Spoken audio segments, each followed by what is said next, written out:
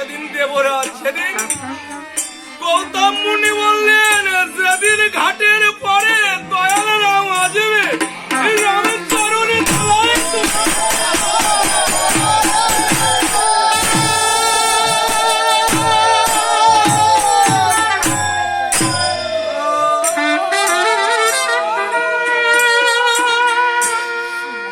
সেদিন ওই রাম চরণে ধুলাম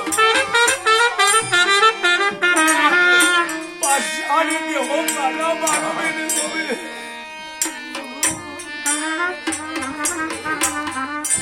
এ কথা গৌতমের পুত্র সদানন্দ জানতে পেরে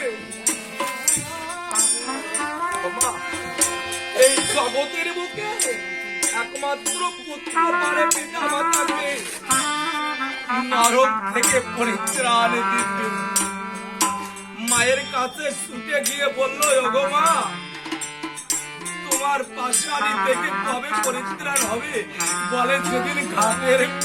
গঙ্গার পরে আমার রাম আসবে সেদিন রামের চরণ জয় জয় রাম।